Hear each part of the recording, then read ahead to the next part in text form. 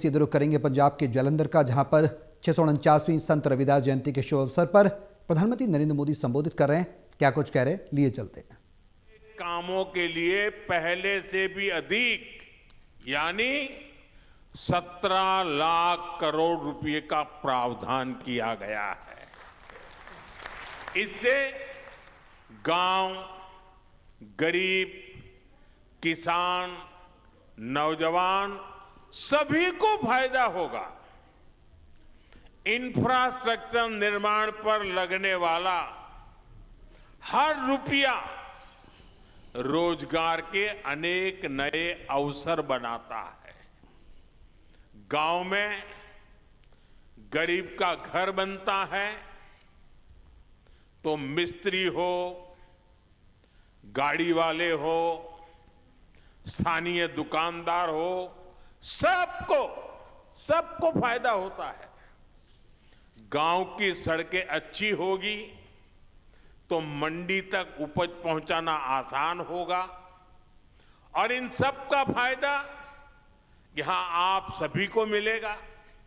साथियों, बीते सालों में हमारी सरकार ने गरीबों और मध्यम वर्ग को सस्ता और अच्छा इलाज देने में बहुत ध्यान दिया है।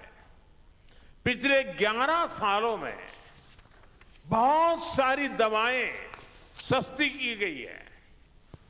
गरीबों को और बुजुर्गों को मुफ्त इलाज की सुविधाएं दी गई है।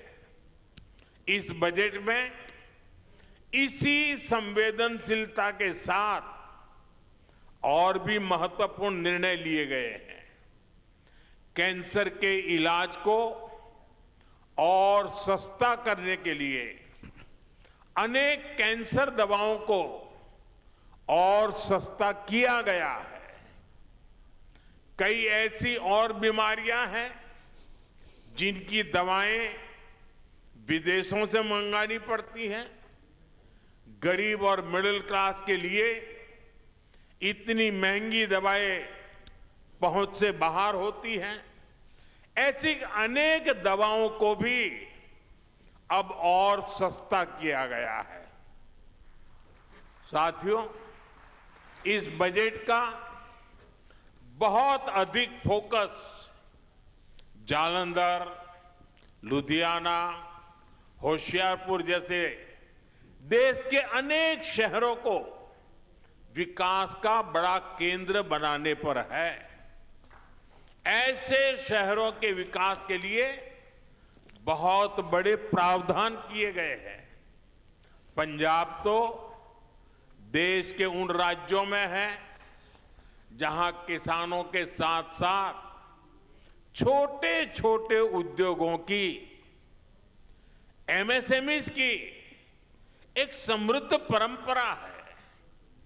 देश के एमएसएमईज को बीते वर्षों में लाखों करोड़ की मदद दी गई है। इस बजट में भी एमएसएमईज के लिए हजारों करोड़ रुपए के फंड की व्यवस्था की गई है। बीते वर्षों में भारत का एक्सपोर्ट बहुत अधिक बढ़ा है। इस बजट में भी निर्यातकों के लिए, एक्सपोर्टर के लिए अनेक बड़ी घोषणाएं की गई है। साथियों, भारत अब दुनिया के बड़े कपड़ा और वस्त्र निर्यातकों में से एक बन रहा है। इसलिए इस बजट में टेक्सटाइल सेक्टर के लिए, हमारे बुनकर भाई बहनों के लिए भी अनेक घोषणाएं हुई है। महात्मा गांधी ग्राम स्वराज अभियान से हमारे गांवों में जो बुनकर है, हथकरघा और हस्तशिल्प से जुड़े साथी हैं, उनको बहुत फायदा होगा। कपड़ा क्षेत्र में ज्यादा से ज्यादा रोजगार बने, इसके लिए प्रोत्साहन का भी प्रावधान किया गया है। देश में और भी कई मेगा टेक्सटाइल पार्क बनाए जाएंगे। इससे कपास किसानों से लेकर श्रमिकों तक हर किसी को फायदा होगा। साथियों, बजट का एक और फोकस एरिया खेल है, स्पोर्ट्स है, और पंजाब तो इसमें बहुत आगे है। इस बजट में खेलो इंडिया मिशन की घोषणा की गई है। इसके तहत आधुनिक इंफ्रास्ट्रक्चर तो बनेगा ही, साथ ही जो कोच हैं, सपोर्ट स्टाफ है, स्पोर्ट्स साइंस है, इससे जुड़े प्रोफेशनल्स भी तैयार किए जाएंगे। साथियों, बजट से कुछ दिन पहले ही देश की अर्थव्यवस्था में नई ऊर्जा भरने वाला एक और ऐतिहासिक काम हुआ है। भारत और यूरोपियन यूनियन के बीच ट्रेड डील पर सहमति बनी है और सारी दुनिया कह रही है मदर ऑफ ऑल डील। आज पूरी दुनिया में हर तरफ इसकी बड़ी चर्चा है। इस ट्रेड डील के बाद यूरोप के 27 देशों के साथ हमारा व्यापार खूब फलेगा फूलेगा। अब हमें वहां सामान भेजने के लिए टैक्स ना के बराबर देना पड़ेगा। हमारे पंजाब की पहचान तो यहां के मेहनती लोगों से है, यहां के किसानों से है। पंजाब को स्किल्ड युवाओं के लिए जाना जाता है। ट्रेड डील से हमारे पंजाब के भाई बहनों को बहुत फायदा होने वाला है। यहां जालंधर, लुधियाना और अमृतसर में कपड़ा उद्योग से लाखों लोग जुड़े हैं। अब पंजाब के टेक्सटाइल सेक्टर को नए और बड़े बाजार मिलेंगे। 27 देश खुल गए हैं। यहां जो कपड़े तैयार होंगे वो यूरोप के बड़े बड़े बाजार में बिकने के लिए जाएंगे और उन पर टैक्स भी न के बराबर होगा। इसका मतलब है पंजाब की फैक्ट्रियों में ऑर्डर बढ़ेंगे, फैक्ट्रियों में काम बढ़ेगा। इससे डिजाइन, प्रोडक्शन जैसे दूसरे फील्ड में भी रोजगार बढ़ेंगे। साथियों, हमारा ये जालंधर स्पोर्ट्स से जुड़े सामानों के लिए, स्पोर्ट्स गुड्स के लिए विश्व प्रसिद्ध है।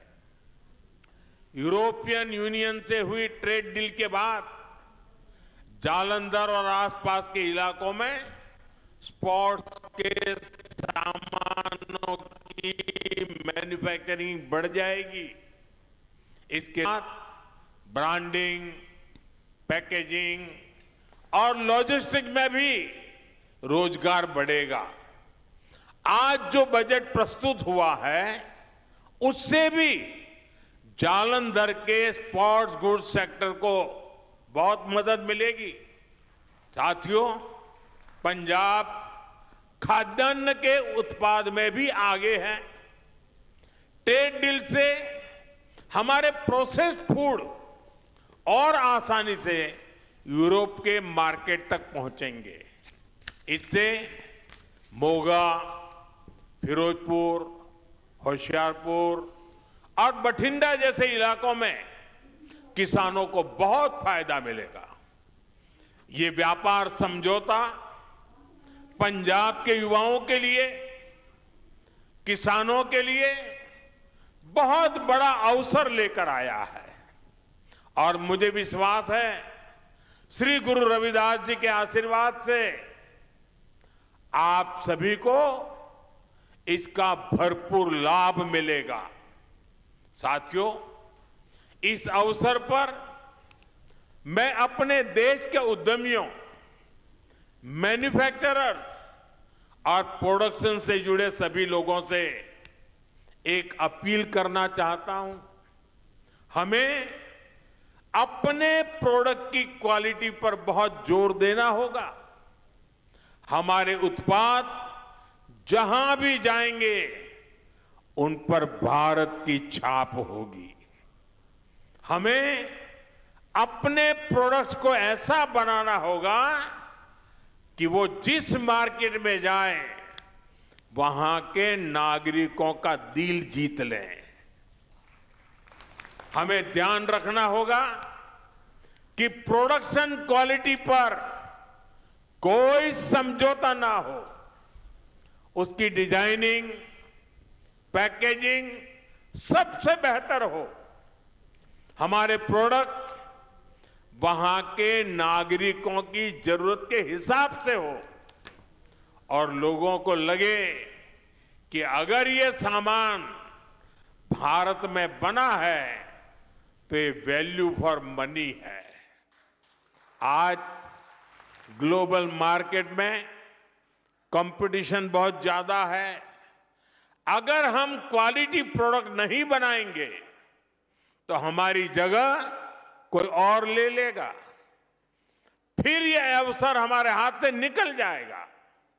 हमें ये अवसर नहीं जाने देना है। एक समय था जब भारतीय प्रोडक्ट्स अपनी क्वालिटी की वजह से जाने जाते थे, लेकिन गुलामी के लंबे कालखंड में इस पहचान को मिटाने का प्रयास हुआ। हमें भारत की उसी पहचान को फिर से स्थापित करना है।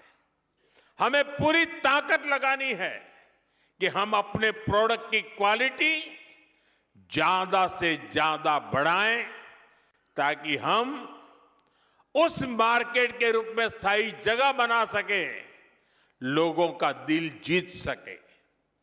क्वालिटी ही भारत में बने प्रोडक्ट की सबसे बड़ी ब्रांडिंग होगी। तभी हम वहां के मार्केट में मजबूत पकड़ बना पाएंगे। साथियों, श्री गुरु रविदास जी ने हमें उपदेश किया है, श्रम कऊ ईसर जानी कई, जऊ पूजही दिन रैन।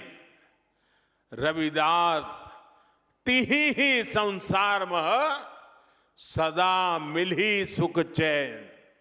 अर्थात जो श्रम को ईश्वर मानकर उसकी पूजा करता है वो हमेशा सुखी रहता है। इसलिए आज देश श्रम की पूजा कर रहा है। आज खेतों में पसीना बहाने वाले किसान के लिए किसान सम्मान निधि मिल रही है। यहां पंजाब के किसानों को भी पीएम किसान सम्मान निधि के 6,000 करोड़ रुपए से अधिक मिले हैं। आज श्रमिक वर्ग को नए कानून बनाकर उसके अधिकार दिलाए जा रहे हैं। हमारी सरकार गुरु रविदास जी के विचारों को निरंतर आगे बढ़ा रही है। जैसे अब संत रविदास जयंती का राष्ट्रीय स्तर पर आयोजन होने लगा है। कई राज्यों ने इसे आधिकारिक मान्यता दी है। उनकी स्मृति से जुड़े स्थलों पर फोकस किया गया है। पिछले कुछ वर्षों में काशी के शील गोवर्धनपुर में हुए प्रयास इसी दिशा में ठोस कदम है। मध्य प्रदेश के सागर में श्री गुरु रविदास जी का मंदिर और संग्रहालय बन रहा है और मुझे ही उसका शिलान्यास करने का सौभाग्य मिला था। मुझे भरोसा है इन प्रयासों के जरिए हम अपने समाज की नींव को लगातार मजबूत करते रहेंगे। इसी विश्वास के साथ मैं एक बार फिर आप सभी को श्री गुरु रविदास जी की जन्म जयंती की शुभकामनाएं देता हूं। सभी पूज्य संतों को प्रणाम करता हूं। जो बोले सो निर्भय, जो बोले सो निर्भय, जो बोले सो निर्भय। श्री गुरु रविदास जी महाराज की जय। श्री गुरु रविदास जी महाराज की, श्री गुरु रविदास महाराज की बहुत बहुत धन्यवाद।